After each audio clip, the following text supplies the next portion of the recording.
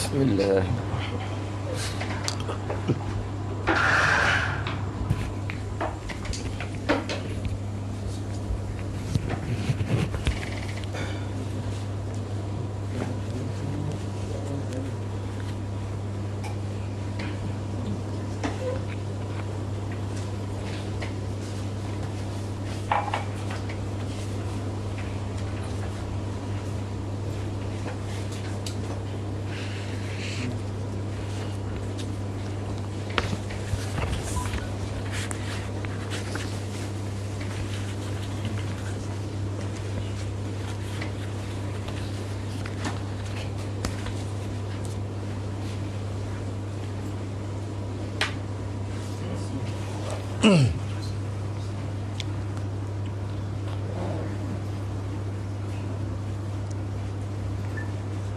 A'udzu billahi minasy syaithanir rajim.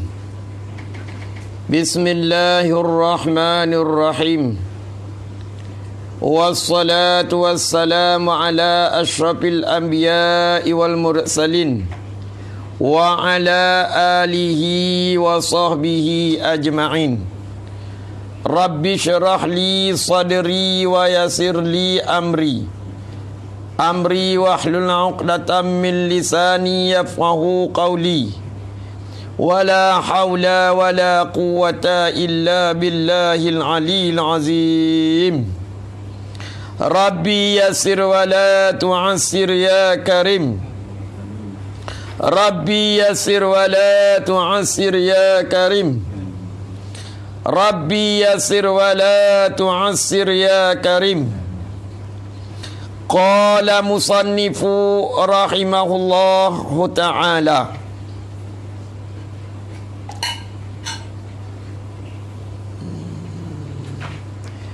Bermula Islam itu, yakni pada istilah.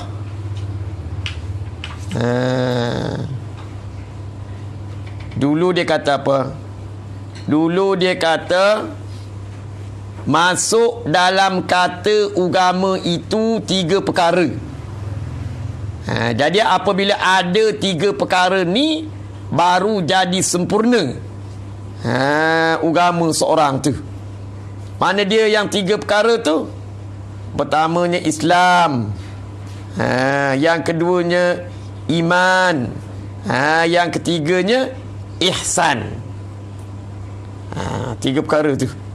Iman, Islam, iman, ihsan. Jadi di sini musannif nak beritahu pada kita apakah Islam, apakah iman, dan apakah ihsan.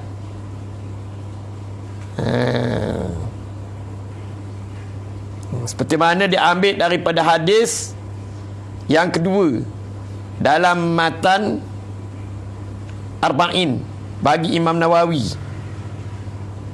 yang mana satu hari Rasulullah didatangi oleh orang yang tidak dikenali, yang berpakaian serba putih. Maka dia menghampiri Rasulullah.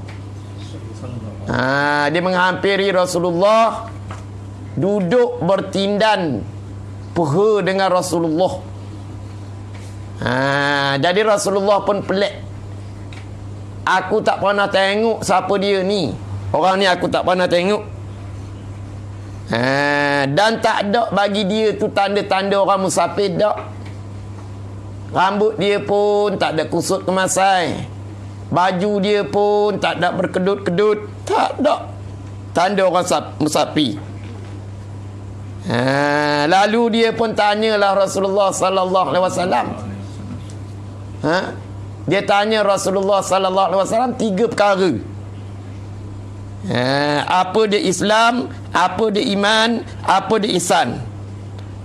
Maka Rasulullah pun jawab 3 perkara ni. Dia kata orang yang aku soal tu lebih daripada aku. Mana orang yang soal tu menjawab tu menunjukkan dia terlebih pada aku. Orang yang menjual tu malaikat Jibril lah. Malaikat Jibril. Ambil pada situlah tu. Jadi kata dianya, bermula Islam itu yakni pada istilah. Kata dianya mengikut dan menerima. Mengikut dan menerima oleh zahir seorang, mana oleh anggota zahir seorang. Sebab tu amal ibadat ni terbahagi pada dua. Ada amal ibadat yang bangsa maliyah. Ada amal ibadat yang bangsa badaniyah ataupun jawarih. Mana dia amal ibadat yang bangsa maliyah? Seperti mana zakat, atau amal ibadat yang bangsa maliyah. Adapun amal ibadat yang bangsa jawarih, ataupun yang bangsa badaniyah, seperti mana semayang, haji, tu dia. Itu amal ibadat yang bangsa jawarih ataupun yang bangsa badaniyah. Seperti mana semayang, kita semayang dengan menggunakan anggota kita. Sebab itulah anggota ni amanah daripada Allah. Anggota ni amanah daripada Allah. Dan kita mengerjakan haji, maka begitu juga dengan menggunakan anggota ataupun dengan tubuh badan kita.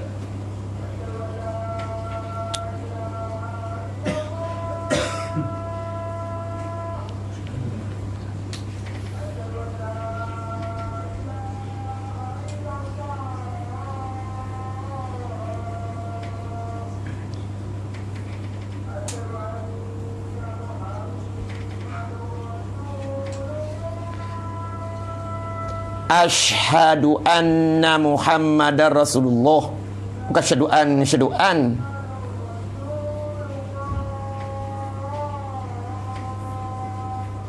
Dia pun kalut nak bang tak betul.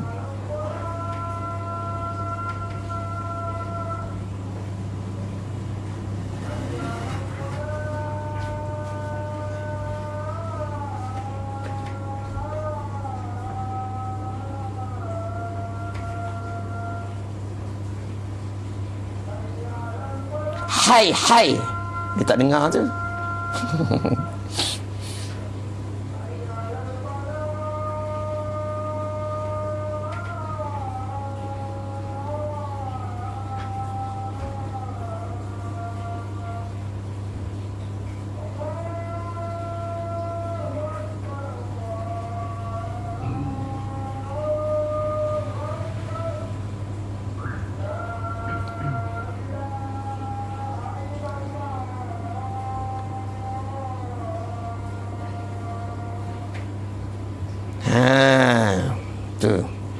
Mana oleh zahir, oleh anggota zahir seseorang.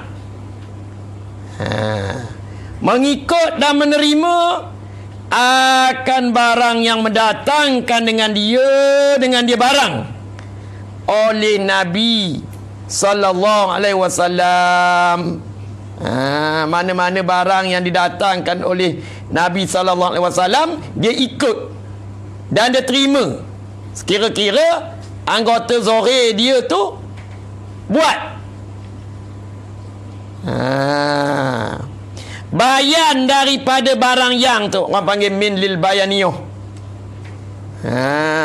Mana bayan ataupun keterangan daripada kata barang yang mendatangkan dengan dia barang oleh Nabi sallallahu alaihi wasallam. Bayannya daripada segala barang yang, mana daripada segala hukum yang diketahuikan daripada agama dengan darurat. Makna dengan darurat, dengan cara darurat.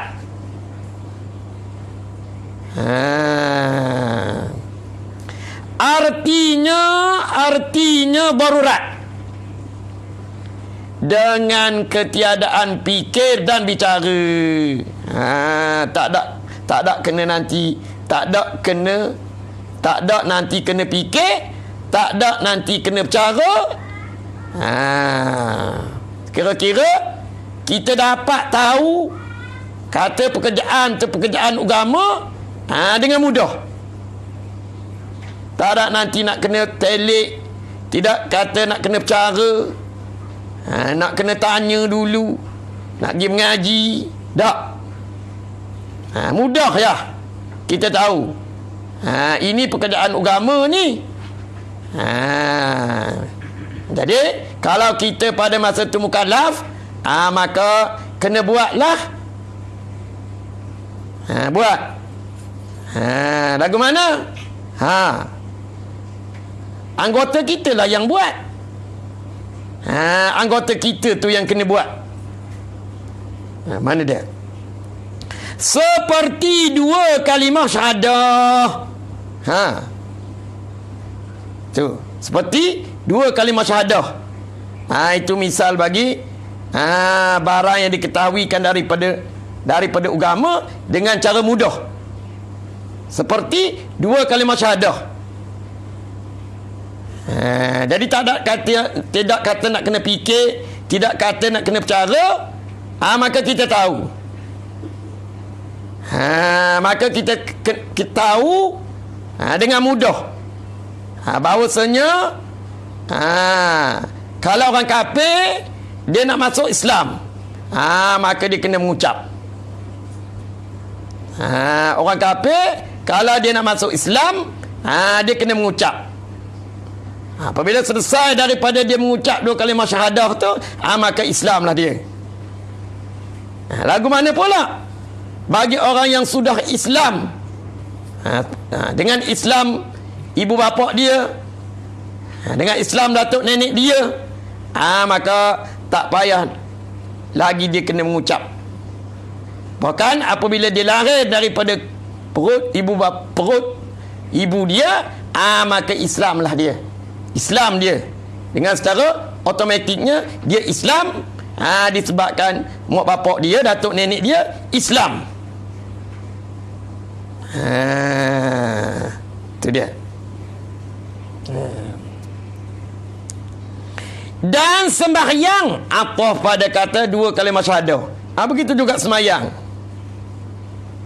Mudah lah. Tak nanti kena fikir, tak ada kena nak cara telik dengan mendalam. Apabila orang Islam, apabila dia mukallaf, maka wajiblah dia semayang.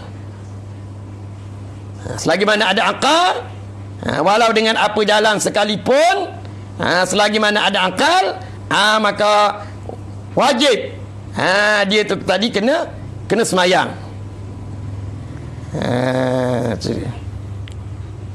Okay.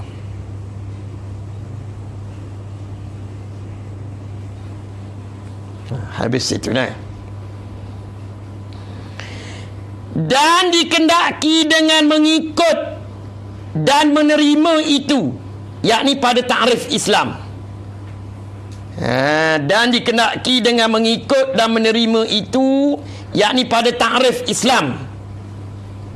Kata dianya ialah mengaku lidah. Ialah mengaku lidah seorang. Mengaku lidah ini mengaku lidah seorang. Mengaku dengan barang yang tersebut itu. Dengan barang yang tersebut itu, kalau masalah syahadah kerana ia berlapah, barulah sah Islam dia. Yakni kalau masalah syahadah kena seorang tu tadi berlapah, baru sah Islam dia tu. Kalau orang bisu lagu mana? Masalah dalam tauhid. Orang bisu lagu mana? Lagu mana Amin?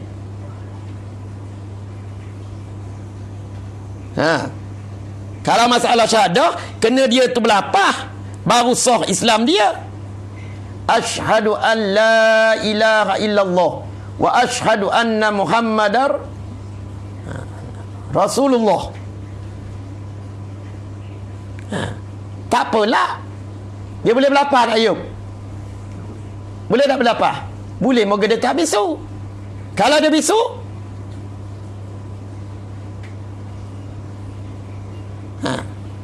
Amri, nak buat lagu mana? Ini masalah dalam ilmu tauhid. Kalau orang tanya mu pula, orang tak tanya tak apa, selamat.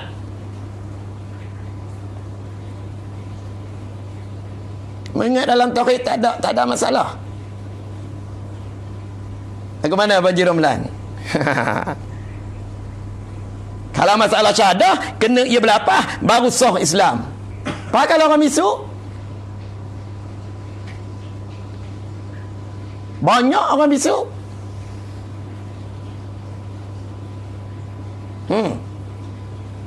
Dia suruh dia berlapah. Dia boleh berlapah. Apa kalau lagu tu? Bukan dia Islam lah.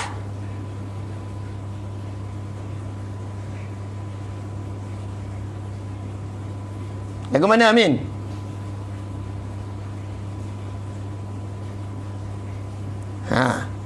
Masalah fiqh, oi, boleh jawab. Prup. Ni. Bukan masalah ke ni?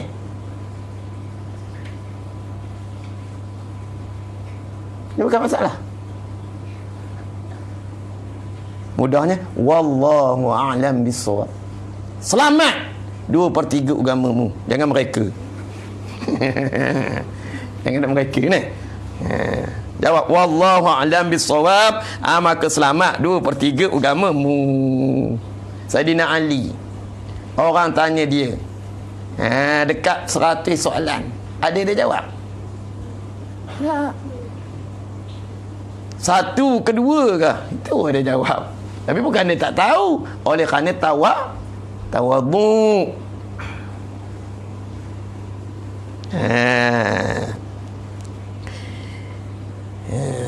Mana kalau masalah syahadah, kena ia berlapah baru sah Islam. Itu pada orang yang ada sifat berkata. Kalau tak ada sifat berkata, seperti mana kata dia tu bisu. Lagu mana? Dan berlapah tu pula dapat membantu akan makna yang hendak kita tasdikkan di hati kita tu. Kalau kita tengok dalam ilmu fiqh, bersalah dengan lapah niat. Bagi mazhab kita Syafi'i, sunat kita berlapah niat. Pasal apa? Nak membantu perjalanan niat. Apa dia niat? Qasdu syai' muqtarinan bil fi'li. Qasad sesuatu berserta dengan perbuatan. Di mana niat? Di mana tempat niat? Ayub? Hati. Jadi mudah-mudahan dengan kita berlapah tadi. Kalau dalam ilmu fiqh lah pada masalah niat dalam bab semayang. Dengan kita berlapah tu dapat membantu perjalanan niat kita tu. Usalli fardhal asri 4 rakaatin adaan ma'muman lillahi ta'ala. Itu orang panggil lapah niat. Itu bukan niat, itu lapah niat. Niat-niat tu duduk di hati. Niat-niat tu duduk di hati. Jadi di situ mesti ada qasad, ta'arud, ta'yin. Pasal apa yang banyak jadi wah-wah tu? Pasal kita nak pergi susun. Kita nak pergi susun. Nak susun tak ada. Kurang tak ada lebih daripada lapah niat tu. Kalau kata usalli fardhaz zuhri 4 rakaatin adaan ma'muman lillahi ta'ala. Allahu akbar. Bersilap situ. Ada satu tinggal Pak Haji. Tang rakaat tu tak sebut berapa rakaat. Angkat lagi. Usalli. usolli. Allahu Akbar. Tak jadi lagi. Dah lintasan je pada ayat kata. Lintasan tu. Tapi lintasan pun kena qasar, ta'arud, ta'yin. Tengoklah musalli. Okey dah yuk. Kita tengoklah. Kalau sembahyang Jumaat lagu mana? Wajib imam berniat imam, wajib makmum berniat makmum. Tengoklah pula kategori sembahyang tu. Habis waktu. Nak royak ni. Jadi walaupun seorang tu tadi dia tak ada sifat kata. Jadi apa kalau begitu? Apabila dia tak ada sifat kata, dia tak boleh bertutur lepas 2 kalimah syahadah tu. Jadi nak buat lagu mana? Hati dia tu lah. Nampak? Hati dia tu. Jadi hati dia tu tasdik akan makna tu. Jadi boleh tasdik ke makna 2 kalimah syahadah kalau tidak ditolong dengan lapah.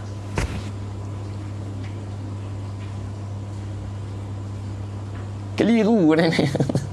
Bagaimana baju Ramlan? Tidak tanya baju lu tepi tu. Tengok di belakang tu siapa dia. Kawan lama tu. Sama naik nah. Sama naik tu. Kalau sama-sama alim.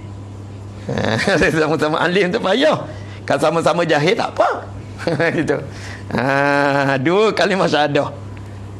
Jadi dimaafkan bagi orang yang bisu pada kata berlapah 2 kalimah syahadah tu. Cuma tasdik ataupun berasa je hati dia tu akanlah maknalah lafaz.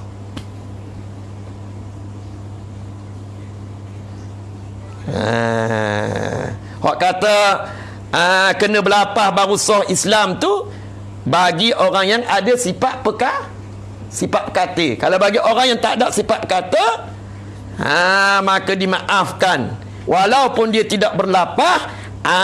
Maka tengok ataupun dikira pada tasdik akan makna 2 kalimah syahadah tu. Sah juga Islam dia. Kalau begitu nak buat lagu mana? Kalau mati dia wajib bagi orang yang hidup sebagai wajib sebagai fardu kifayah 4 perkara tu lah. Memandikan, mengkapankan, mensembahyangkan, menanamkan. Kerana zahirnya Islam.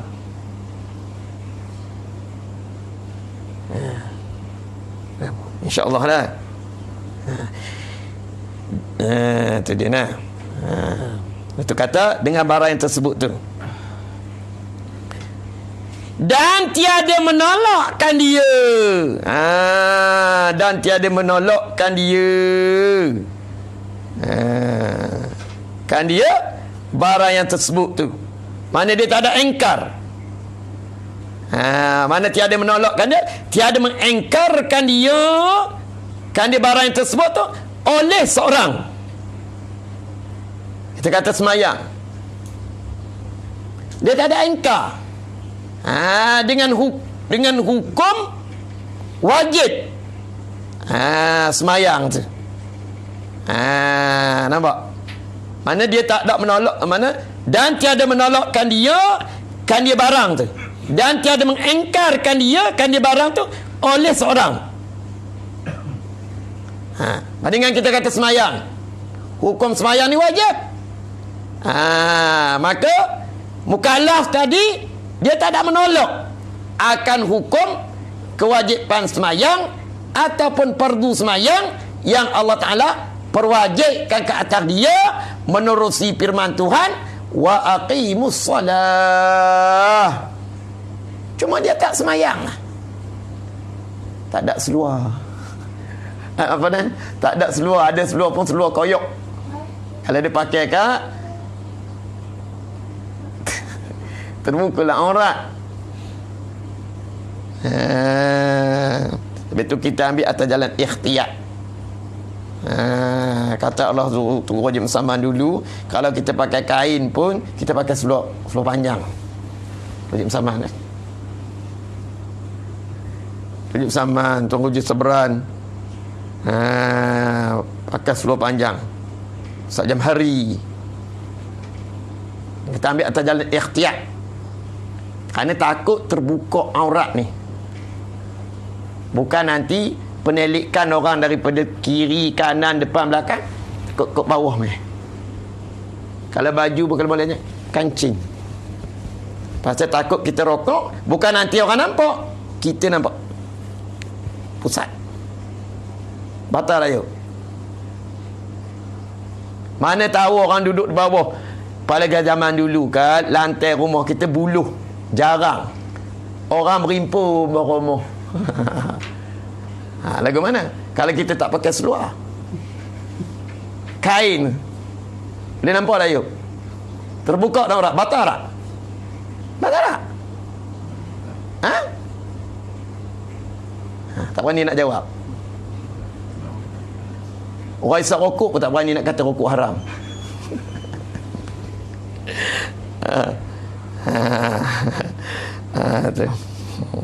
Wallahu a'lam. Dia tak ada engkar. Dia tak ada engkar. Tengok dia qaid dia. Dan jika tiada diamalkan dia, kan dia barang tu, dia tak pernah buat barang tu sekalipun. Dan jika tidak diamalkan dia kan dia barang tu sekalipun, walaupun dia tak pernah buat. Semayang tu tadi kita kata, nampak?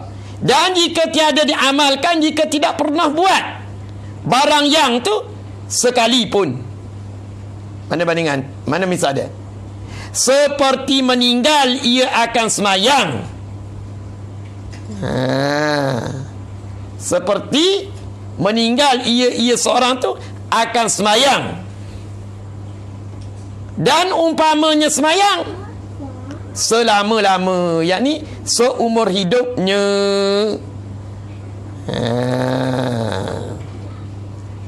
Jadi maknanya pada kata dia tak ada menolak ni, pada kata dia tak ada menolak ni, seorang tu tak ada menolak tu, tak ada engkar akan keperluan tu, walaupun perkara tu seperti mana kita kata semayang, dan umpama semayang tu dia tak ada pernah buat seumur hidup, sekalipun gitu, maka dikatakan dia tu tadi mengikut dan menerima juga. Nampak? Masuk dalam kata mengikut dan menerima juga. Kerana apa? Kerana dia tak ada tolak. Dia tak ada tolak hukum wajib puasa, hukum wajib haji. Padahal dalam dia tidak menolak tadi, dia tak ada pernah semayang. Seumur hidup dia tak ada pernah semayang. Boleh dikatakan Islam juga tak, Ayub? Islam. Tapi berdosa besar. Tapi kalau dia engkar, dan dia tidak mengerjakan perkara tu langsung, apatah lagi lah, bukan Islam. Dia kata semayang tu bukan wajib bagi aku. Semayang tu bukan wajib bagi aku, pada tak wajib bagi dia. Itu yang dia tak semayang tu.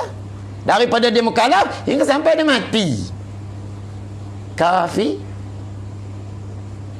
Kufrun ke kafirun, boleh belaka. Mana bukan Islam lah, kecek lembutnya. Kata kafir, kata kufur, dia memarah.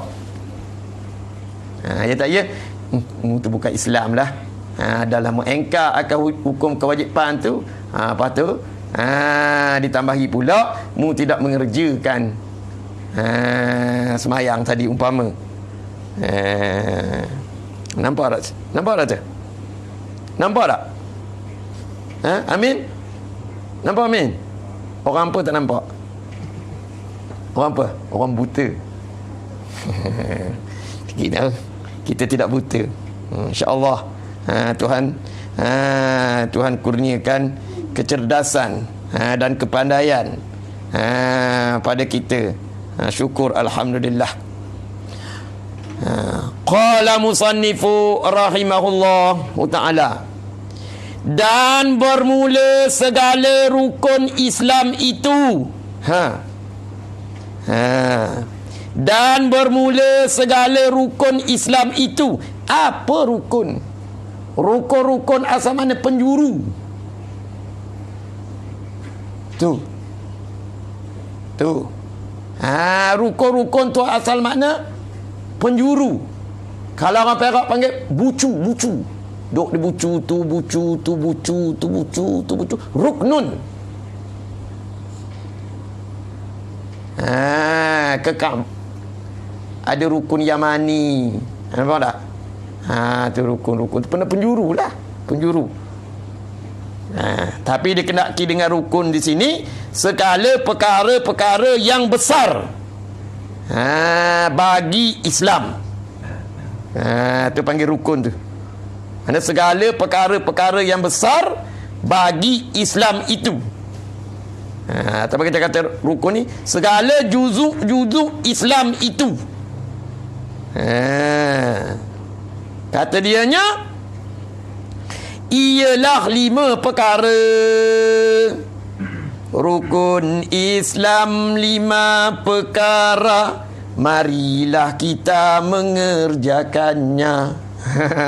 Nampak Amin? Rukun Islam 5 perkara.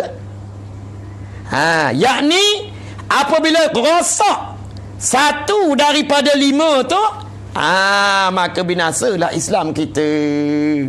Satu lah. Dalam 5 rukun tu jadi satu je rosak, maka Islam kita binasa. Tidak kata satu rosak tinggal lagi 4 Islam diterima. Tak. Satu lah.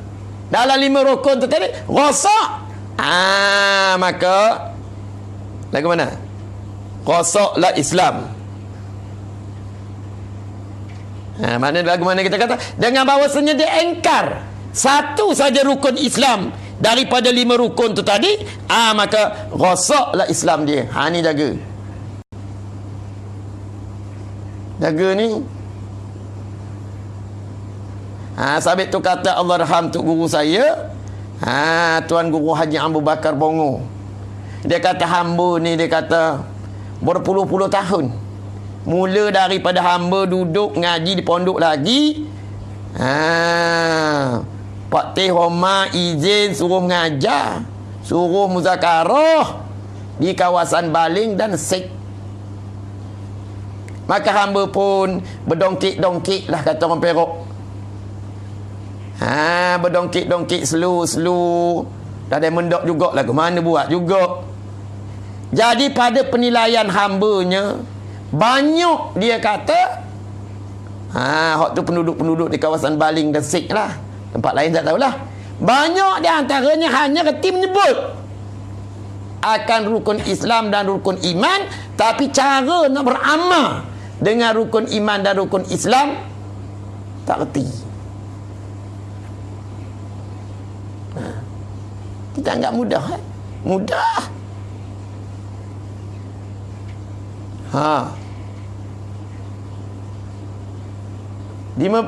Dekat berpuluh tahun dah hamba pergi muzakarah di pelusuk-pelusuk kampung di daerah Sek Baling tu.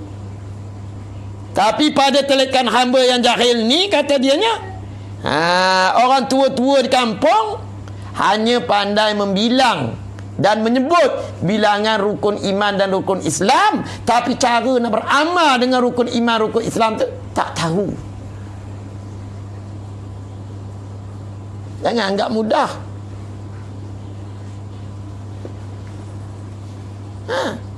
Cuba kita tanya. Fahim pun dia boleh jawab. Rukun iman dia berapa, rukun Islam ada berapa.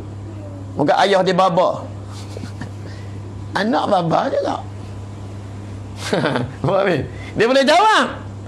Tapi pada pendidikan saya, cuba kita tanya, fahim lagu mana nak beramal dengan rukun iman dan rukun Islam.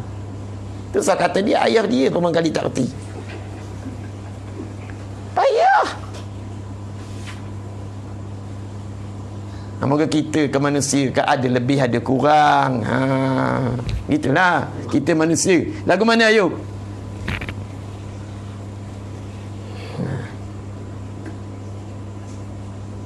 Kena tanya Ustaz Bakar. Tengok dalam kitab Kifayatul Mubtadi karangan dia tu. Ada. Ustaz Bakar ada banking. Mudah dia kata setan. Dia kata setan. Hak tak orang tak sembahyang Jumaat tu dia kata setan. Tak sembahyang Jumaat subuh. Kalau dia ambil baling batu tu dan tak bangun lagi, setan. Tapi yang kerana teguran dia tu ikhlas, maka budak-budak terima. Tak ada ganjak. Tak ada nak lawan. Yang akan datang Jemaah tambah. Cuba hari ni. Tu. Banking.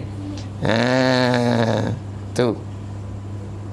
Tu Ustaz Siddiq Nur di Perak tu mengaji dengan dia lah. Mengaji dalam tahanan Isa. Di Tepen tu. Dia masuk tahanan Isa. Ustaz Siddiq Nur tu banyak mengaji dengan Tok Haji Abu Bakar dalam tahanan Isa. Lepas itu bebas. Tu dia kata. Tu kata, apabila rosak satu rukun, maka rosaklah Islam. Dengan bahawa engkar satu rukun tu, maka rosak keseluruhan Islam tadi. Bermula yang pertama daripada 5 perkara.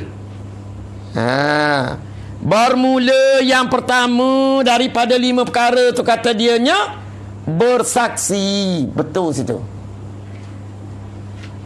Bersaksi. Betul. Bersaksi.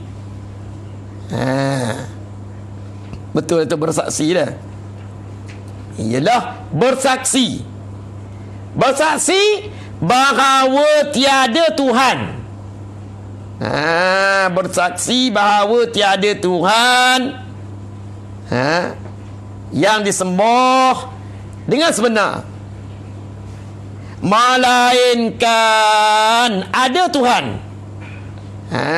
yang disembahkan, yang diibadatkan dengan sempurna, dengan sebenar Allah, dan bahawa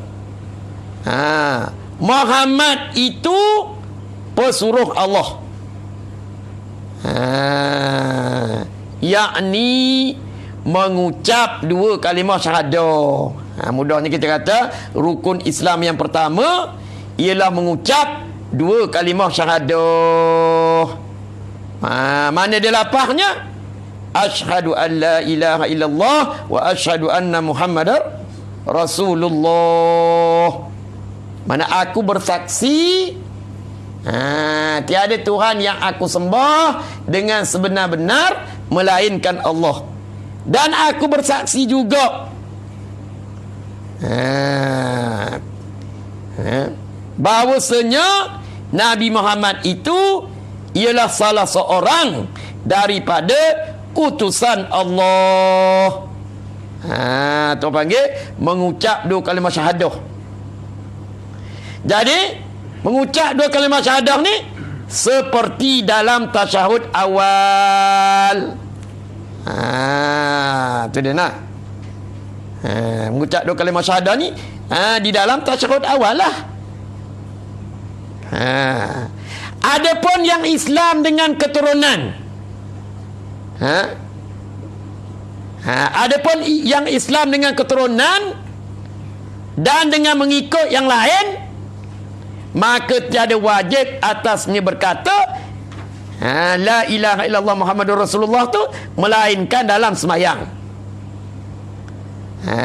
Sebab itu setengah ulama kata mengucap dua kalimah syahadah ni tertentu bagi orang kafir yang nak masuk Islam. Dia orang kafir, kalau dia nak masuk Islam, maka dia kena mengucap dua kalimah syahadah. Adapun orang yang sudah Islam, dengan sebab keturunan ataupun dengan mengikut yang lain, maka tiada nanti nak kena mengucap dulu dua kalimah syahadah tu baru dia Islam, tak. Bahkan Islam dia dengan sebab keturunan dan mengikut dengan yang lain. Tapi dalam pada tu, pada ketika semayang, wajiblah dia mengucap juga dua kalimah syahadah. Hak tak wajib tu di luar di luar semayang. Di luar semayang, tak wajib dia mengucap dua kalimah syahadah. Dan ada satu kaul pula, dia kata padan dah, dalam seumur hidup tu sekali dah dia mengucap dua kalimah syahadah. Itu satu kaul. Satu kaul dia kata wajib dalam seumur hidup tu sekali dah mengucap dua kalimah syahadah. Tapi faham daripada hadis Nabi sallallahu alaihi wasallam, yang mana hadis tu kata lagu mana? Perbaharuilah imanmu dengan mengucap dua kalimah syahadah. Maka di sini ulama hadis membuat kesimpulan hukumnya sunat. Hukumnya sunat kita memperbanyakkan mengucap dua kalimah syahadah, yang mana untuk memperbaharui ataupun mentajadidkan iman kita, yang ada kalanya naik dan ada kalanya merondom jatuh ke bawah. Iman kita ni, iman kita ni gitulah. Bertambahnya iman dengan sebab bertambah taat, berkurangnya iman dengan sebab berkurang taat. Tu yakni mengucap dua kalimah syahadah. Jadi mengucap tu seperti dalam tasyahud semayang. Nampak tak, Min? Amin? Dalam semayang wajib tak kita kena mengucap dua kalimah syahadah? Amin? Pada masa tasyahud tasyahud awal ke tasyahud akhir, ikutlah. Adapun di luar semayang, amin, kalau faham daripada hadis kata perbaruilah imanmu dengan mengucap dua kalimah syahadah tu sunnah.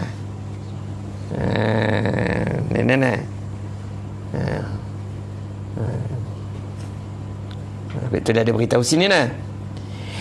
Dan bermula ini rukun. Makna rukun yang pertama ni, yakni mengucap dua kalimah syahadah tu kena retilah pula. La ilaha illallah Muhammadur Rasulullah. La tu nafi. Mana tiada Tuhan yang aku sembah dengan sebenarnya melainkan Allah. Jadi Tuhan mana yang mu kata tiada Tuhan tu? Tuhan yang mana mu kata tak ada Tuhan tu? Tak ada Tuhan tu, Tuhan yang pasti mana? Ni banyak ni. Dia kata tak ada Tuhan tu, patung berhala, buah limau. Dia nafi hak tu. Banyak tu. Hak tu tak sah nafi. Apabila tak sah nafi, tak sah isbat. Tu banyak tu. Banyak. Jubah melerit. Ridak lagi. Hak mu nafi tu hak mana? Hak mu kata tak ada Tuhan tu. Hak mu kata tak ada Tuhan tu patung berhala. Banyakkan gitulah. Saya pun dulu masa tak mengaji gitu. Patung berhala, buah limau, Apabila tak sah nafi, tak sah isbat.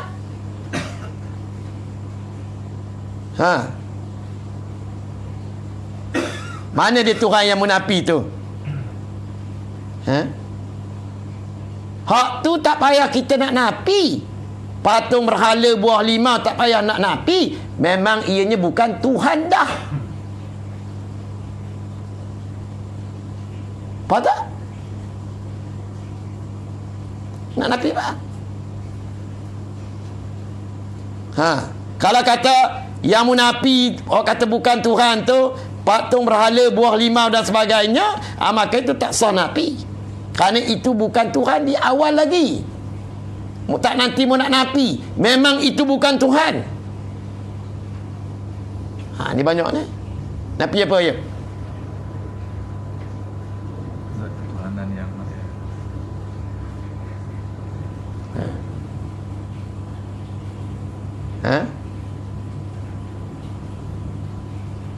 Papihi tafsilun. Sabit pada ni ada huraian. Tapi yang mudah kita katanya, tak ada yang kita nafi tu, tak ada Tuhan yang bersifat dengan istighna dan bersifat dengan iftiqar. Itu tak ada. Illallah. Sebab melainkan Allah. Hak tu mudah. Tengok dalam kitab Tuan Guru Haji Sulung.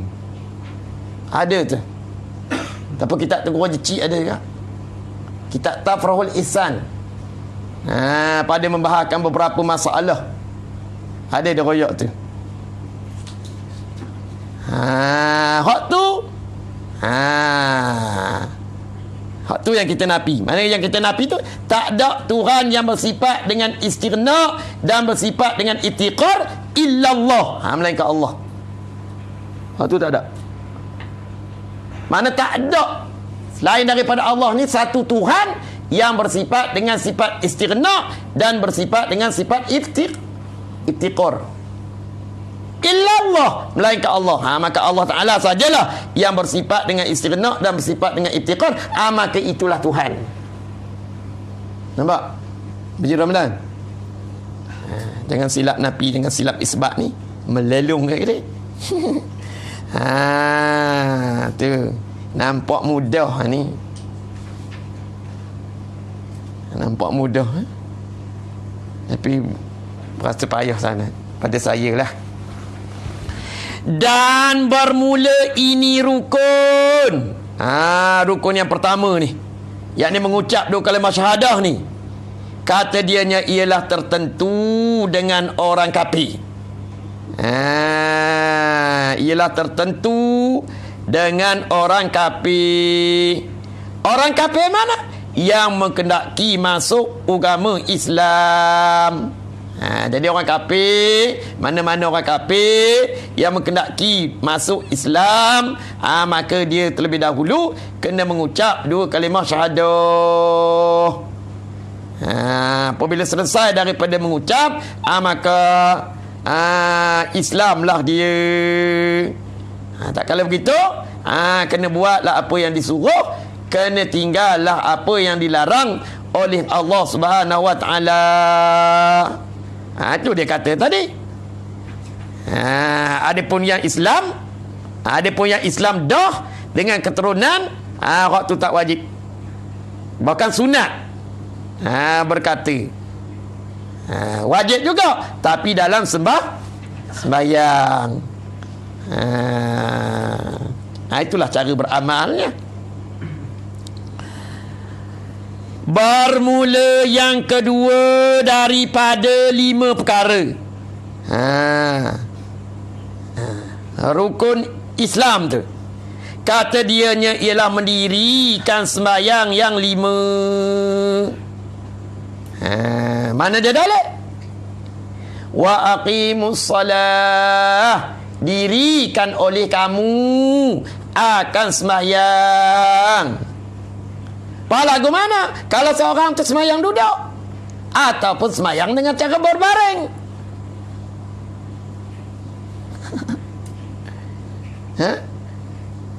Dikendaki dengan mendiri ni. Dikendaki dengan berdiri itu mendatangkan segala syarat, rukun, sunat dan adab-adab di dalam sembahyang. Walaupun dikerjakan sembahyang tu secara duduk, secara berbaring. Bukan kata sembahyang ni mesti kena berdiri. Kalau tak berdiri tak sah sembahyang. Lepas tu lagu mana orang uzur? Dia tak boleh sembahyang dengan cara berdiri. Nak kena berdiri juga. Berdiri-berdiri mati pun mau. Sedangkan nyawa bajet dijaga. La ikraha fid din. Makna berdiri itu mendatangkan segala syarat. Apa dia syarat semayang? Sebelum daripada semayang, dalam semayang, dan mendatangkan segala rukun semayang. Berapa rukun semayang? 3 belah. Kalau orang kata 5 belah, ataupun orang kata 7 belah, betul ke tak betul? Amin. Ngajilah banyak kitab sikit. Barulah kita terbuka luah. Ni yang kita tahunya rukun semayang dalam musolli 3 belah. Mari satu puak dia kata 5 belah. Mari satu puak dia kata 7 belah. Tak betul. Tak betul lah. Kerana dalam musolli dia kata 3 belah. Hak puak nun kata 5 belah. Hak puak satu lagi kata 7 belah. 5 belah pun boleh, 7 belah pun boleh. Jadi lagu mana? Hak boleh 7 belah dan hak boleh 5 belah. Pecah kat mana? Tengoklah kita nipih. Bagi Baba Haji Wan Seni, bagi Haji Wan, Baba Haji Wan Wani Gelung Mandi Tani. 3 belah lagu ni, 5 belah lagu ni, 7 belah lagu ni. Pak kita yang kita tahunya 3 belah. Cuba orang mari kata, 5 belah. Mari sepuk lagi kata 7 belah. Tak betul. Tak boleh belaka. Tak boleh. Jalan yang jadi bilangan 5 belah tu lagu mana? Jalan hak bilangan 7 belah tu lagu mana? Tu. Ada kata dulu ni masalah kunut pendek. Kunut pendek. Geger ke dulu? Dia kata mana ada kunut pendek? Memanglah tak ada kunut pendek. Tetapi di dalam kitab Fathul Wahab pun dia kata sekurang-kurang kunut. Maka itulah kunut pendek. Dia kata tak ada. Begitu juga dengan selawat pendek. Selawat pendek ke mana? Sekurang-kurang selawat. Itulah dikatakan selawat pendek. Pamari satu puak daripada Mesir. Mana ada kunut pendek? Mana ada selawat pendek? Dalam kitab Fathul Wahab pun dia kata ada. Sekurang-kurang kunut, Allahumma ghafirli ya ghafur wa sallallahu ala sayyidina Muhammad wa ala alihi wa sahbihi wa sallam. Itulah kunut pendek. Sekurang-kurang selawat. Yang ni selawat pendek. Allahumma salli ala Muhammad. Kena hati. Tu. Syarat kunut. Rukun kunut ada 3. Jangan lari daripada 3 tu. Kunut.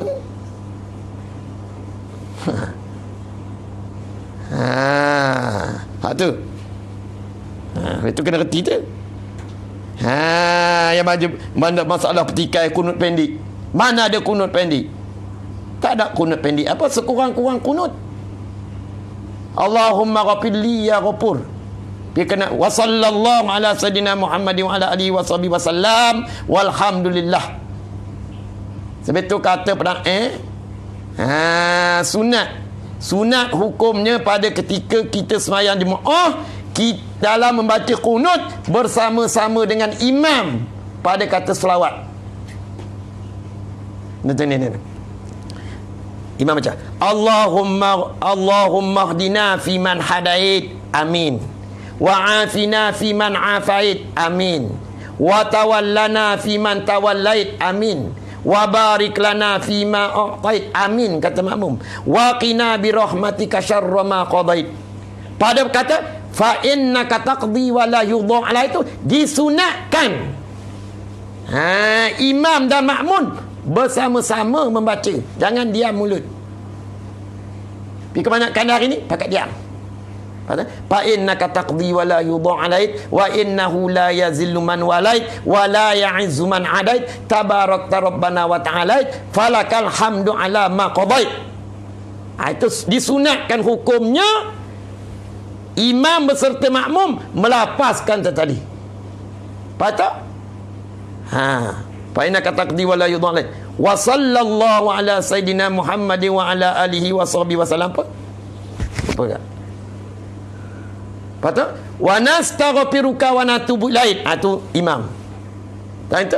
Lepas itu wa nastaghfiruka wa natubu ilaik. Itu disunatkan balik. Wa sallallahu ala sayyidina Muhammadin wa ala alihi washabihi wasallam. Di antara imam dan makmum. Tapi dari ini amboi comelnya perjalanan ulama-ulama zaman dulu. Pasal apa kita tak ikut? Kerana kita tak ada ilmu. Nah, daripada mula hingga sampai akhir senyap mulut. Itu masalah yang remeh-temeh. Itu masalah yang sering berlaku pada kita pun tak lepas lagi. Tak usah masalah berlaku hak pada orang lain. Masalah hak berlaku diri kita tengok pun tak lepas lagi.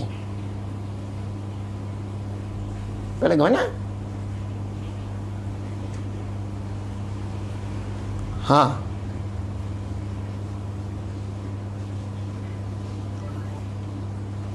Pada masalah kata mendirikan sembahyang yang 5. Nampak? Mana mendirikan sembahyang yang 5 waktu di dalam tiap-tiap sehari semalam selama ada akal. Tu dia nah. Mendirikan sembahyang yang 5 waktu di dalam tiap-tiap sehari semalam selama ada akal.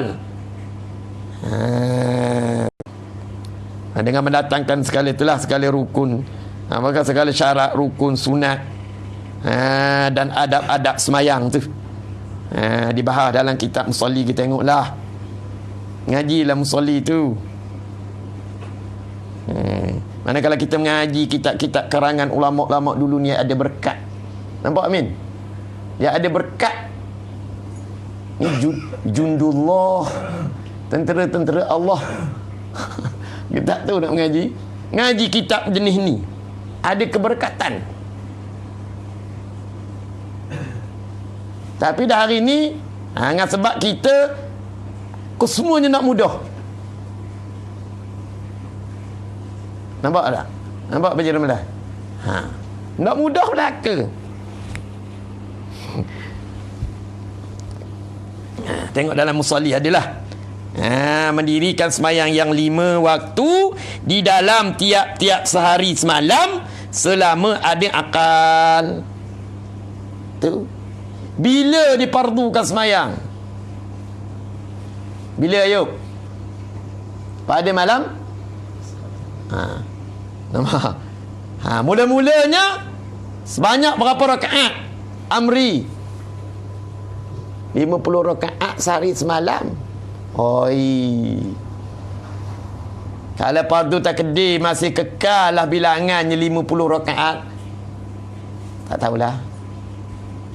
Tapi di atas nasihat Nabi Allah Musa Selama 9 kali Nabi kita Muhammad sallallahu alaihi wasallam bertemu dengan Allah, meminta kurangkan bilangan semayang yang 50 ni tadi hingga sampai 5 rakaat, sampai 5 waktu sehari semalam, atas nasihat Nabi Allah Musa. Dalam pada tu Nabi Allah Musa kata, wahai Muhammad, pergi minta lah lagi. Nabi kata, ya Musa, aku malu dengan Tuhan. Aku malu dengan Tuhan. 5 rakaat nak minta kurang lagi. 5 waktu nak minta kurang, jadi satu waktu pula. Tu dia nah. Asalnya 50 rakaat. Nabi Muhammad 9 kali lah. Sekali dia bertemu dengan Tuhan tu, dia minta kurang 5. Nampak? 5 rakaat. Tu. Jadi selama ada akal, selama lagi mana lagi kita ada akal, maka kita kena semayang. Walau kita dirikan semayang tu dengan lagu mana cara sekalipun, mengikut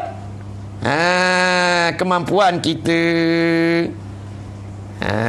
Tapi pada masalah semayang fardu ni, tak bolehlah kita sihat, maka tak bolehlah kita buat dalam keadaan duduk, melainkan kita uzur. Adapun semayang sunat, boleh tak Panji Ramlan? Boleh. Habis itu kita ambil yang mudah-mudah ya. Lagi bermula rukun Islam yang ketiga daripada 5 rukun, kata dianya ialah memberi zakat. Ialah memberi zakat. Wa aqimus solah tawa'atuz zakah. Dirikan olehmu akan semayang dan berikan olehmu akan zakat. Jadi zakat ada semayang tadi ibadat yang dibangsakan kepada badaniyah, ibadat yang dibangsakan kepada jawarih. Adapun zakat ibadat yang dibangsakan kepada maliyah, kepada harta. Jadi kepada siapa kita nak beri zakat ni? Kepada golongan ataupun asnaf yang 8. Lain daripada tu haram. Tengoklah kitab Teguh Jecik. Ni beri zakat pada markah, pada pondok. Berapa je markah pondok ada nyawa kah? Markah pondok ada nyawa. Wal pondok, wal markas, wal sekolah Arab, wal tahfiz. Dia kata gitu. Tak. Asnah yang 8 lain daripada tu tak boleh terima. Bahkan boleh kita beri pada pondok, yakni kepada pelajar-pelajar pondok. Ni kepada pondok terbanyak tu. Ini zakat 1,000 yang wajib bagi diri saya tahun ini untuk markah. Markah termasuk dalam asnaf 8 kan? Tu salah kata zakat. Sedekah demi pembangunan markas, demi pembangunan surau, demi untuk membuat masjid. Banyak sedekah. Bercakap tu kena pandai. Ni bagi 1,000 zakat tahun saya, zakat untuk saya tahun ini untuk masjid.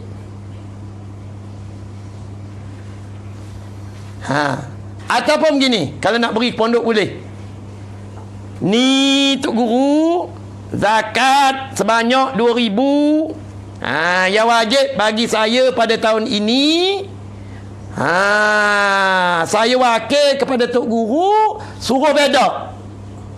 Suruh bagi-bagi kepada pelajar-pelajar yang berhak menerima zakat. Tak apalah. Pak nak bagi juga ke pondok, tak apa. Ni 1,000 ni Tok Guru, bukan zakat. khairat ataupun sedekah saya demi pembangunan pondok Tok Guru. Habis banyak sedekah, ataupun khairat, ataupun wakaf. Banyak tu. Ataupun hak ni tuan pengerusi sebanyak 1 juta. Zakat saya pada tahun ini demi pembangunan markas yang tercinta.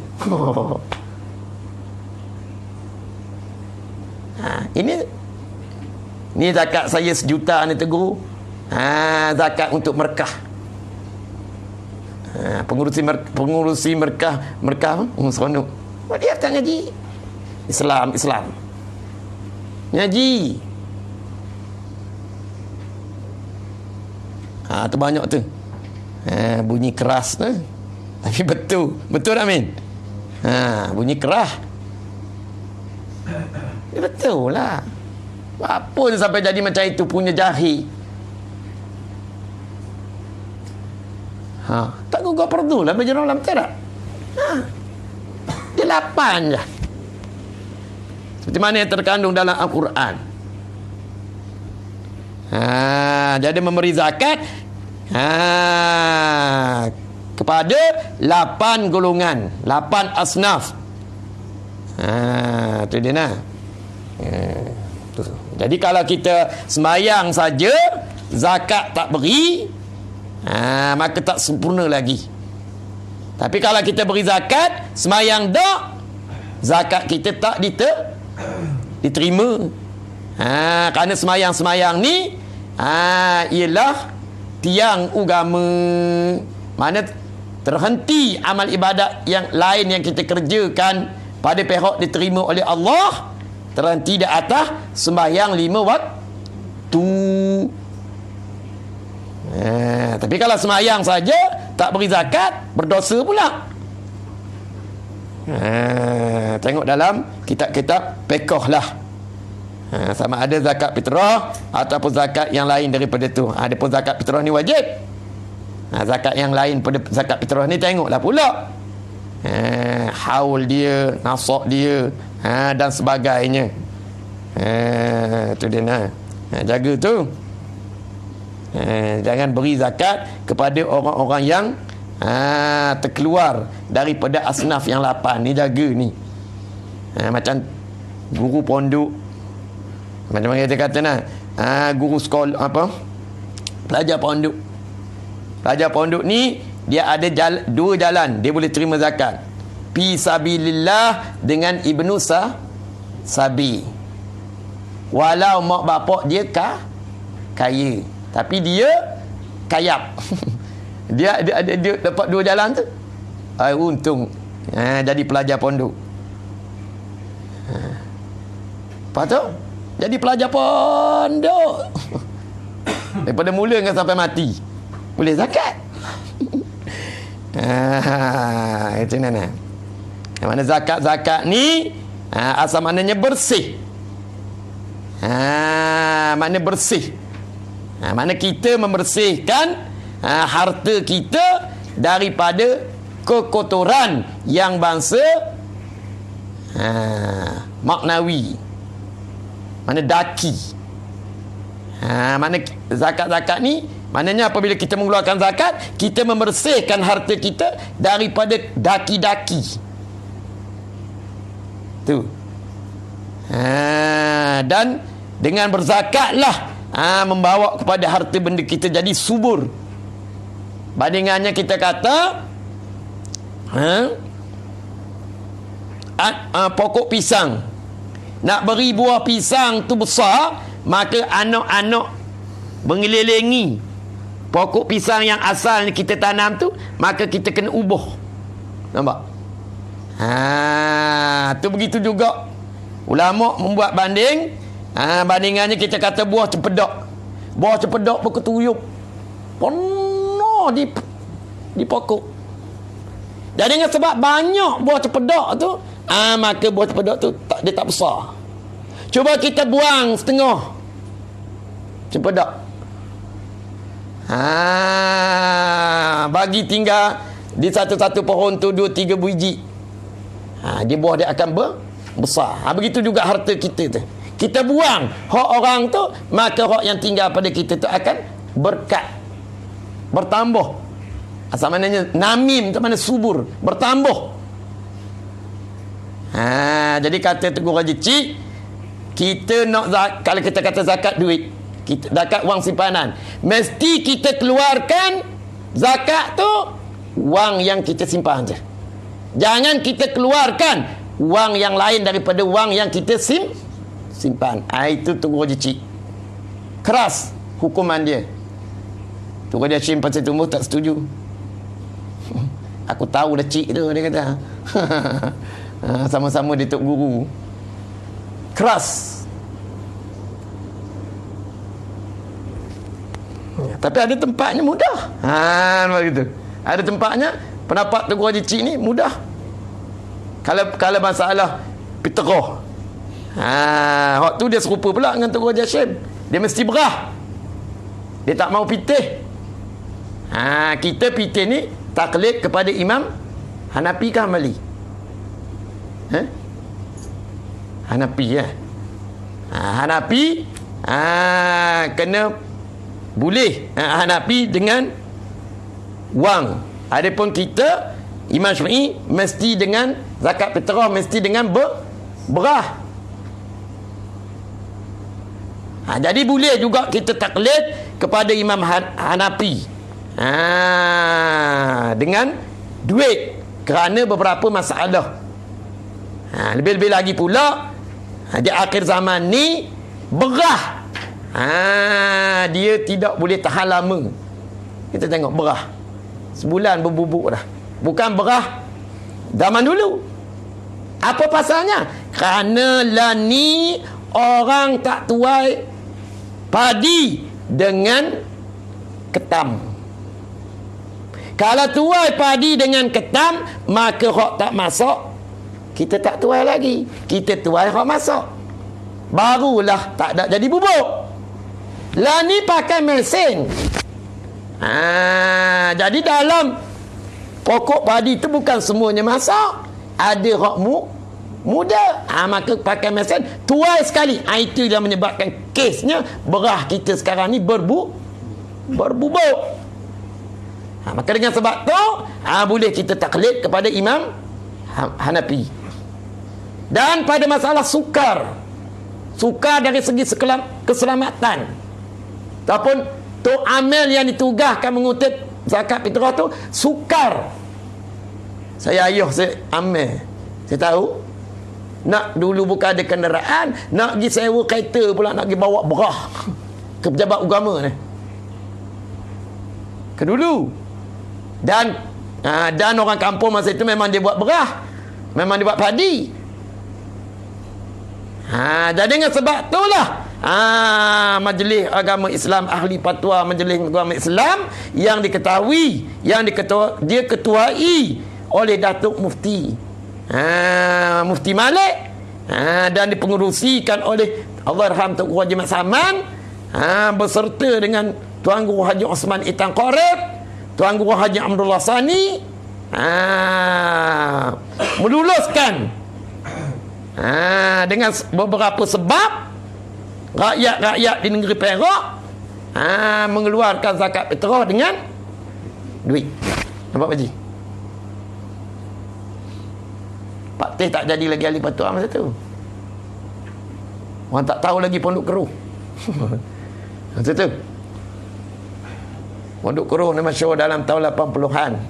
Dulu ingat-ingat saya, tak ada orang Perak boleh dikira.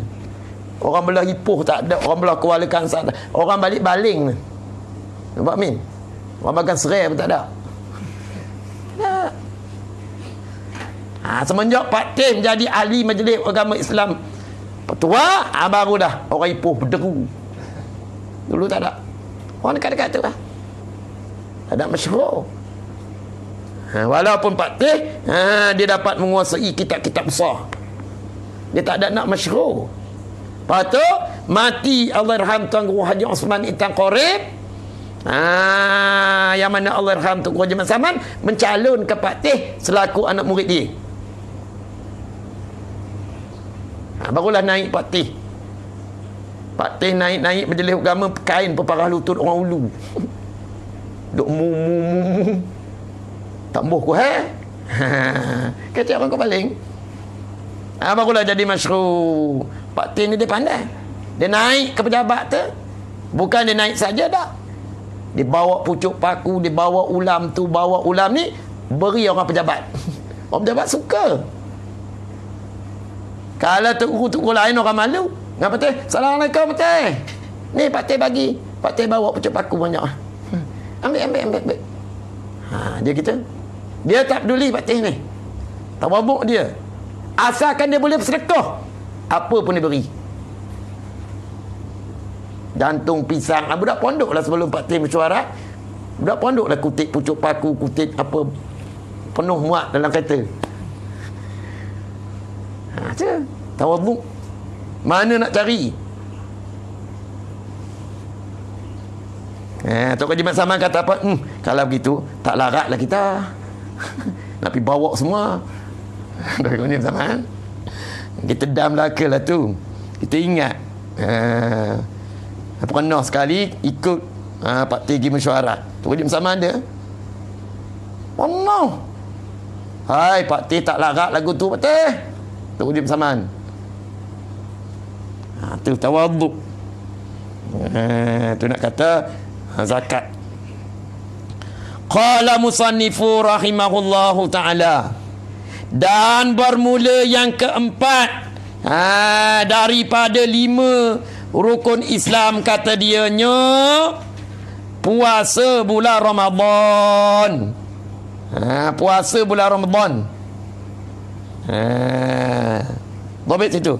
Puasa bulan Ramadan bagi tiap-tiap mukallaf dengan sabit nampak anak bulan atau dengan hisab atau umpamanya. Itu puasa bulan Ramadan. Mana mengaku wajib lah. Mengaku wajib puasa bulan Ramadan dengan sabit nampak anak bulan atau dengan kiraan hisab atau umpamanya mengikut syarat-syarat yang tertentu. Itu dia nak. Anda dengan sabit nampak anak bulan, ataupun dengan kiraan hisab, ataupun dengan umpamanya, dengan syarat dan rukun-rukun yang tertentu. Selama apa? Selama sebulan lah. Tak lama lagi nak puasa dah ni. Bermula yang kelima daripada 5 rukun Islam, kata dianya mengerjakan haji akan Baitillah. Mana mengerjakan haji ke Baitillah. Mengerjakan haji ke Baitillah bagi mereka yang kuasa kepadanya. Kepadanya Baitillah tadi akan jalan, yakni daripada segala syarat dan rukun dan sebagainya lah. Seperti mana yang terkandung di dalam kitab fiqh pada membicarakan masalah haji. Itu ni. Bagi mereka yang kuasa kepadanya Baitillah akan jalan, maknanya akan jalan daripada segala syarat-syarat dan segala rukun. Habis itu. Maka itulah 5 sahaja rukun Islam. Habis itu bermula iman itu. Wallahu a'lam bishawab. Illa qalila jalil.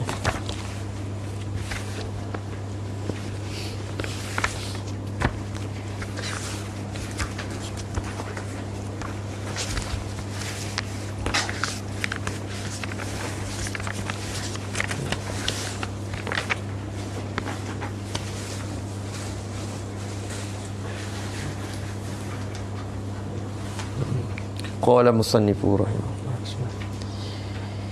Dan tiba-tiba datang akan daku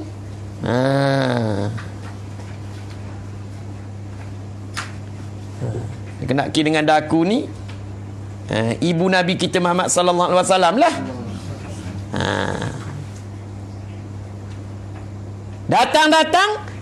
Datang tu oleh seorang yang datang ia seorang tadi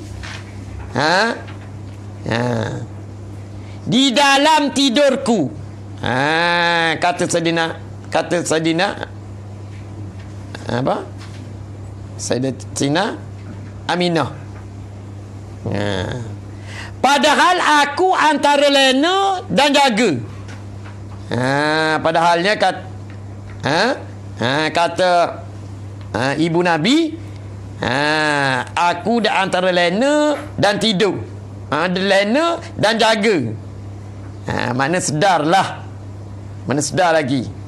Berasa, kalau berasa padu terkedir, nyamuk gigit, berasa sakit. Kalau Amin gerak, berasa sedar. Mana kalau orang gerak, berasa sedar. Mana nak kata tidur pun tak tidur. Mana sedar lagi. Dan berkata ia seorang tadi, bagiku, adakah engkau ketahui ai Aminah akan bahawasanya engkau ini hamil? Mu tahu tak bahawasanya mu tu mengandung? Laki-laki itu tadi soal ibu Nabi. Maka aku jawabnya Aminah. Jawab Aminah, tiada aku ketahui. Aku tak ketahui, aku tak berasa aku ni hamil. Perut aku pun tak berasa berat. Tubuh badan aku pun tak berasa penat. Dengan sebab hamil tu tadi. Dan tubuh badan aku pun tak ada lenguh-lenguh, tak ada sakit-sakit. Manalah aku nak tahu. Tak ada tanda-tanda dia. Maka berkata ia seorang tu tadi bagiku tu bagi ibu Nabi lah, bagi Siti Aminah, bahawasanya engkau wahai Aminah, bahawasanya engkau itu wahai Aminah telah hamil engkau, telah mengandung engkau dengan penghulu ini umat dan penghulu sekalian makhluk. Dan adalah yang demikian itu hamil tu. Adalah ia hamil pada hari Isnin. Ibu Nabi hamil tu lah. Sedar.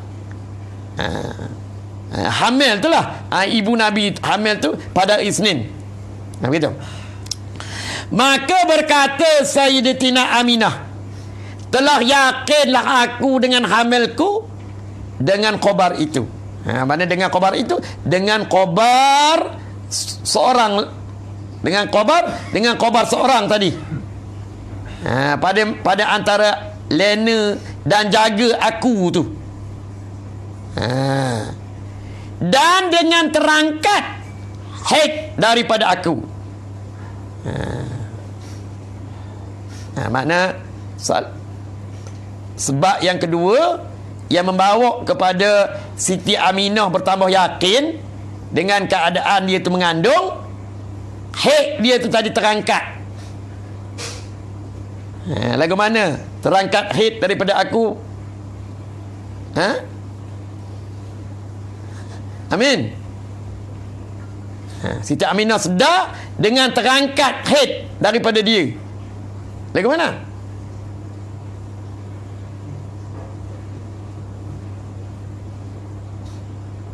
Haid tak datang lagi. Dia sedarlah. Bahawasanya haid tak datang lagi. Kalau sebelum daripada dia mengandung tu, ada masa-masanya datang haid. Mengandung, haid tak datang lagi. Dan sebab itulah dia yakin rupa-rupanya dia tu mengandung. Tunggu masa haid tak mari haid. Pernah adanya haid mari tengah-tengah bulan. Asal 15 hari bulan mari haid. Dalam masa dia mengandung tu 15 hari bulan tak mari haid. Rupa-rupanya mengandung aku. Mengandung aku akan Muhammad. Tu. Maka tak kalah hampir beranakku, kata Aminah, maka datang pula daku oleh orang yang datang dahulu itu. Mana orang yang datang dalam masa Aminah antara lena dan jaga, yang memberitahu bahawasanya Aminah tu hamil tu. Maka datang pula akan daku oleh orang yang datang dahulu itu, padahal aku antara lena dan jaga juga. Dan berkata, ia orang tu tadi bagi kau. Dia kata lagu mana? Minta pelihara olehmu akan anakmu itu dengan engkau kata u'izuhu bil wahidi. Ada nun tak? Ada nun ke? Sin lah. Bil wahidi samadi min syarri kulli dhi hasadin. Mana orang tu beritahu ke Siti Aminah, suruh Siti Aminah membaca, suruh Siti Aminah tolong pelihara akan anak dia tu. Mana apabila dah Nabi kita Muhammad sallallahu alaihi wasallam lahir, mu tolong pelihara anakmu tu dengan kata yang disebut tu. Maka aku katalah yang demikian itu perkataan tadi. Dan aku pun ulang-ulangkan akan dia baca tu tadi, yakni tiap-tiap hari dan tiap-tiap malam. Mana aku ulangkan akan dia bacaan tu tadi, yakni aku baca akan dia tiap-tiap hari dan tiap-tiap malam, tak berhenti.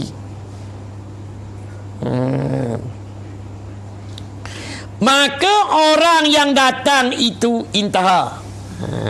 Maka orang yang datang itu ialah Jibril atau malaikat yang lain daripada Jibril. Jadi maknanya sininya berlaku khilaf lah. Setengah kata yang datang tu Jibril, setengah kata yang datang tu malaikat tapi bukan Jibril. Khilaf situ. Sini pada khilaf, amin. Malu sajalah pasal cerita, pasal riwayat nah. Pasal riwayat ni tentu ada khilaf. Pasal daripada mulut ke mulut. Macam kita tak kenal orang tu lah, pak kita tanya seorang tu, dia kata orang tu kulitnya hitam. Kata seorang tu hitam tapi tak hitam sangat. Pula dah. Apa lagu mana nak buat? Kata seorang tu hidung dia mancung. Lepas tu kata seorang tu, kita tanya lagu mana keadaan hidung dia, tak berapa besar. Nampak Uji? Situ jadi khilaf tu. Jadi lagu mana? Hidung besar pun terbenar, hidung kecil pun terbenar. Kita ambil atas jalan tengah. Khilaf situ.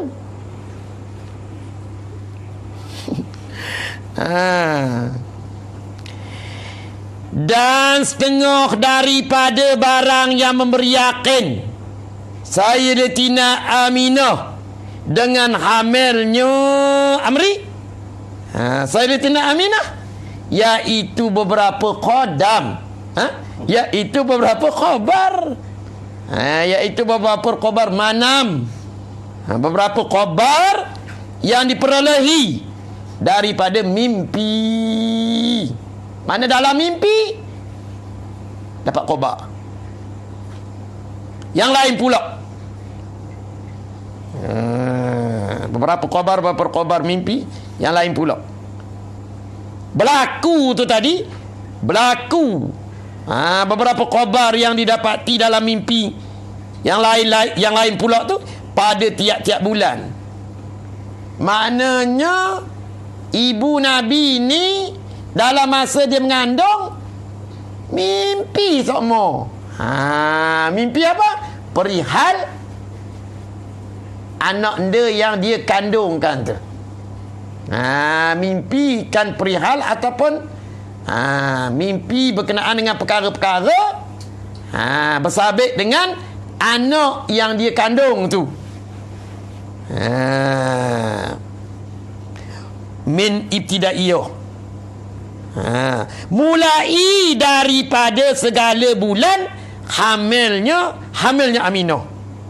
Jadi mulai daripada dia hamil tu hingga sampai bulan melahirkan Nabi kita Muhammad sallallahu alaihi wasallam, mimpilah tiap-tiap malam. Bukan mimpi itu perkara yang sama. Bukan mimpi perkara yang berlain-lain. Amri pun mimpi. Tengok ni. Tapi ada kalanya mimpi perkara yang sama. Dia je mari, tak ada orang lain mari kat Amri. Gitu nah. Ini Nabi ni, Allahumma sallimna, minta selamatlah daripada perkataan-perkataan yang boleh merosakkan i'tiqad kita bersabit dengan kenabian. Jaga. Seperti barang yang tersebut, ia barang pada setengah riwayat, iaitu ni dia, tengok, bermula bulan yang pertama daripada segala bulan hamilnya Aminah. Berapa bulan Aminah mengandung? Berapa bulan Aminah mengandungkan Nabi kita Muhammad sallallahu alaihi wasallam? Berapa bulan? Berapa bulan Amin?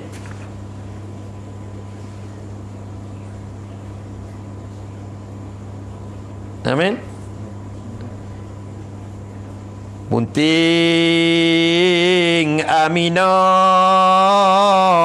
9 bulan, sakit Aminah perut pada malam, takut Aminah bala didatang, terdengar dari langit suaranya orang, kerana Aminah duduknya seorang, laginya pula tengahnya malam, tak pernah lah lagi bunting kepada seorang.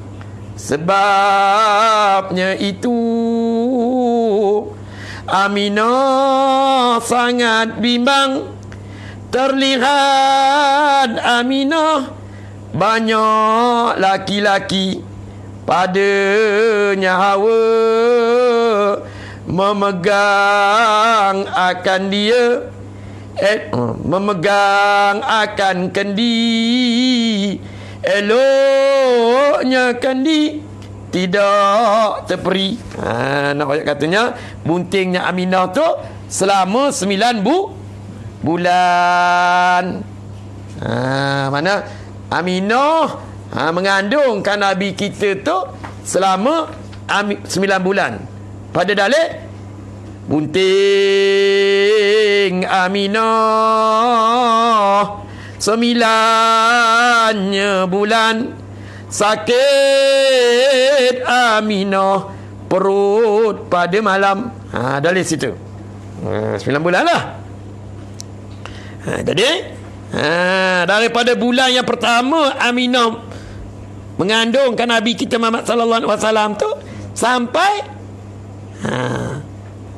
Bulan yang akhir, yang ni bulan diperanakkan Nabi SAW tu, dia mimpi.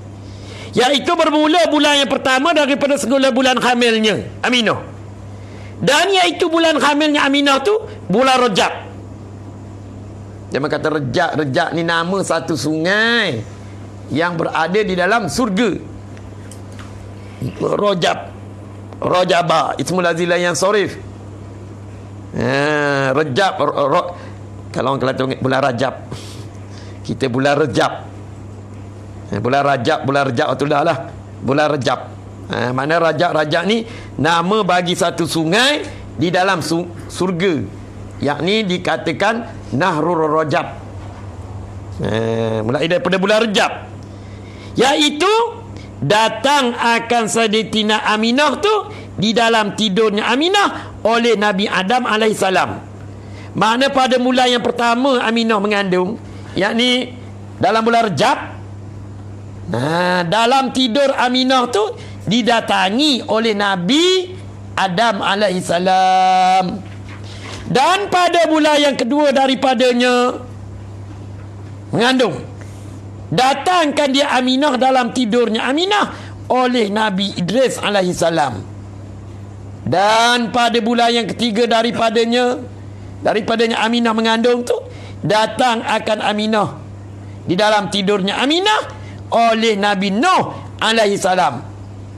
Dan pada bulan yang keempat daripada mengandung Aminah, datang akan dia Aminah di dalam tidurnya Aminah oleh Nabi Ibrahim alaihissalam. Dan pada bulan yang kelima daripadanya mengandung Aminah, datang akan dia Aminah di dalam tidurnya Aminah oleh Nabi Ismail alaihissalam. Dan pada bulan yang keenamnya bulan daripada mengandung Aminah, datang akan dia Aminah di dalam tidurnya Aminah oleh Nabi Musa alaihissalam. Dan pada bulan yang ketujuh daripada bulan mengandungnya Aminah, datang akan dia Aminah di dalam tidurnya Aminah oleh Nabi Daud alaihissalam. Dan pada bulan yang ke-8 daripadanya Aminah, daripada mengandungnya Aminah, datang akan dia Aminah di dalam tidurnya Aminah oleh Nabi Sulaiman alaihissalam. Dan pada bulan yang ke-9 daripadanya bulan mengandung Aminah, datang akan dia Aminah di dalam tidurnya Aminah oleh Nabi Isa alaihissalam. Habis itu bermula tiap-tiap Nabi yang tersebut itu, daripada Nabi Adam hingga sampai kepada Nabi Isa alaihissalam, datang mereka itu segala Nabi akan Sayyidatina Aminah pada segala bulan yang tersebut itu. Kalau kata Rajab, depan Rajab apa Amin? Rajab, Sa'ban, apa tu? Ramadan, apa tu? Syawal, apa tu? Zulqa'dah, Zulhijjah, apa tu? Muharram. Dah berapa bulan tu? Safar, apa tu? Rabiul Awal. 9 lah. Ikut 9 lah. Daripada bulan Rajab hingga sampai ke bulan Rabiul Awal. 9 bulan lah. Takriban lah, lebih kurang. Kita pun bukan ahli kira mengira. Tak mengaji matematik. Iaitu kata dia mengkhabar, memberitahu mereka itu oleh sekalian mereka itu sekalian nabi-nabi akan Sayyidatina Aminah dengan mengandung ia Sayyidatina Aminah akan Nabi sallallahu alaihi wasallam. Mana kesemua nabi yang datang tadi dalam masa tidurnya Aminah tu memberitahu bahawasanya mu tu mengandung. Mengandung akan seorang anak, yang mana anak tu akan jadi nabi dan rasul. Mana kesemua nabi-nabi yang disebut ni tadi membenarkan dan dapat meyakinkan ibunda Nabi kita Muhammad sallallahu alaihi wasallam bahawasanya dia tu mengandung, dan anak yang dia kandung tu akan menjadi nabi dan rasul. Dan menyuka mereka itu sembilan orang nabi tadi yang datang di dalam mimpi Aminah, akan dia Aminah. Padahal tiap-tiap orang daripada mereka itu nabi berkata ia tiap-tiap orang daripada mereka itu nabi. Bagi Sayyidatina Aminah, apabila engkau menghantar, mana apabila engkau melahirkan, ini apabila engkau menghantar, apabila engkau melahirkan, apabila engkau beranak, akan anak engkau, wahai Aminah, yang mulia itu. Sifat bagi anak engkau, anak Aminah, yang mana? Yang mulia itu. Walillahil izzati walirasulihi walil mu'minin. Sabitlah kemuliaan tu terletak pada 3 golongan. Yang pertama terletak pada 3. Yang ni pertamanya Allah Ta'ala, para nabi, para rasul, dan bagi orang yang mukmin. Itu dia nak. Jadi apabila begitu, maka nama olehmu akan di anakmu tu. Jadi apabila anakmu tu lahir, mu penamakan anakmu tu dengan Muhammad alaihi salatu wassalam. Atirillahumma qabrahul karim bi'arfin syazizim min salatin wa taslim. Allahumma salli wa sallim wa barik alaihi.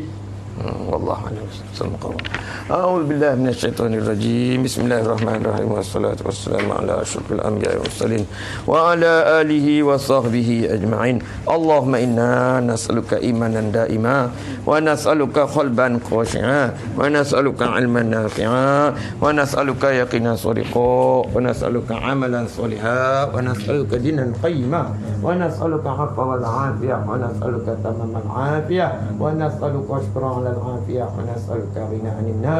اللهم اجعل آخر كلامنا لا إله إلا الله محمد رسول الله. اللهم اجعل آخر كلامنا لا إله إلا الله محمد رسول الله.